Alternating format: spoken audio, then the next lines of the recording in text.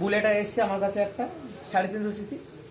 বুলেটটা সমস্যা হচ্ছে, রকারের খুব সমস্যা হচ্ছিল।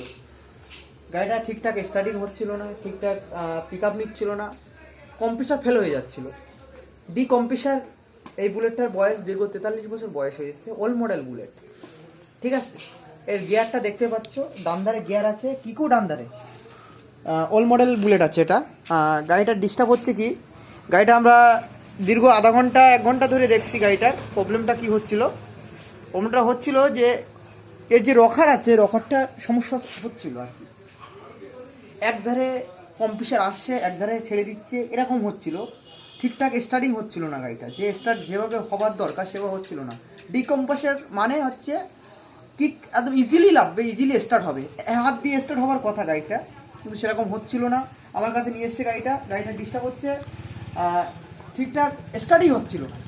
স্টার্ট হচ্ছে কোনোবার হচ্ছে না, 10 বার মারার পর একবার স্টার্ট হচ্ছে, যেন তেল পাচ্ছে না গাড়িটা, এরকম প্রবলেম হচ্ছিল। তো আমার কাছে নিয়ে এসছে আমার কাছে একটা ভাই, যে গাড়িটার সমস্যা হচ্ছে এই কম্প্রেসারের সমস্যা ছিল।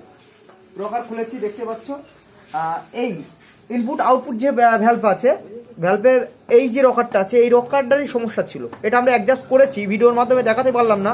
এই রকারটা এটা ঠিক ছিল, ঠিক আছে। এর যে হাইড্রোলিক পাম্প আছে, সেই পাম্প দুটো ঠিকঠাক খেলছিল না, ওপরে মোবিল আসার কথা ঠিকঠাক আসছিল না, ওই কারণে সমস্যাটা হচ্ছিল। দেখো আমি স্টার্ট করছি গাড়িটা,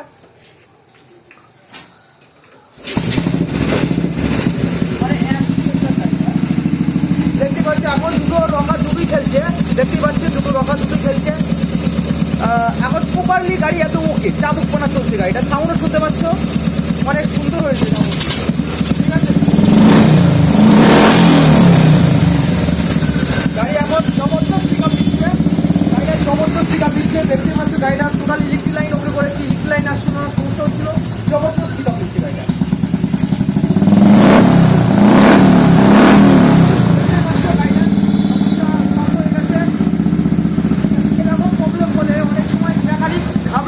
প্রবলেমটা কোথায় হয়েছে, গাড়িটা বন্ধ করি। এরকম প্রবলেম হলে অনেক মেকানিক ঘাবড়ে যায়, যে ছোট ছোট প্রবলেমের জন্য আমরা অনেক মনে করি বড় প্রবলেম হয়েছে, কিন্তু না।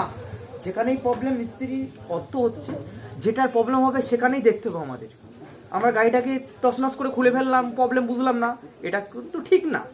অনেক মিস্ত্রি ভাই কী করে, গাড়িটার প্রবলেম একটা তারে পুরো ওয়ারিংটা খুলে ফেললাম, এটা করা ঠিক না। আমাদের যেটা প্রবলেম হবে সেই জায়গায় যেতে হবে, যে এই গাড়িটার প্রবলেম হচ্ছে এইখানে, ঠিক আছে। এই গাড়িটা তোমার আমার কাছে এসেছিলো যখন, তখন বলছে যে দা আমি গাড়িটা 2-4 জায়গায় দেখেছি, গাড়িটা সলভ হচ্ছে না। কিন্তু গাড়িটা আমি যখন গাড়িটার কম্প্রেসার চেক করি, গাড়িটা আসার সাথে দেখুন এই সমস্যাটা হচ্ছিল রকারের সমস্যার জন্য এই গাড়িটার এই প্রবলেম হচ্ছিলো। আমি স্পার প্লাগ নতুন দিয়েছি, তারপরেও প্রবলেমটা এই ইলেকট্রিক লাইন দেখেছি, কম্প্রেসারটা চেক করতেই ধরা পড়ে গেছে। গাড়িটা মোবিলও খেয়েছে, গাড়িটা খানিকটা মোবিল কম ছিল, মোবিলটা আমরা ঢেলিনি এখনো, মোবিলটা ঢেলবো, এক্ষুনি ঢেলা হবে মোবিলটা, ঠিক আছে। দ্বিতীয় কথা, এই গাড়িটা 3.5 লিটার মোবিল লাগে, আর এই গাড়িটা মোবিল আছে 1.5 litre type, 1 litre Mobil, 2 litre Mobil already কম। যাই হোক, গাড়িটা এখন সলভ হয়ে গেছে।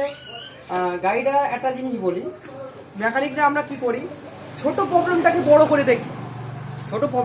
করে দেখি, কিন্তু এটা দেখলে হবে না, গাড়িটা যেখানে রোগ সেখানে আমাদের দেখতে হবে। যাই হোক, গাড়িটা এসছে আমার কাছে, ডাইরেক্ট কিকটা ইউজ করার সঙ্গে সঙ্গে আমি রোগটা বুঝতে পেরেছি যে। যাই হোক, গাড়িটা এখন প্রপারলি ঠিক হয়ে গেছে।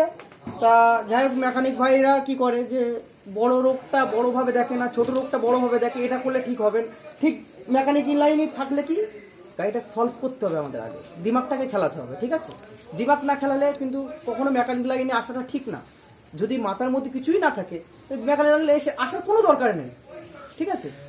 তাই যাই হোক, ছোট রোগটাকে ছোটভাবেই দেখতে হবে, বড় রোগটাকে বড় রোগ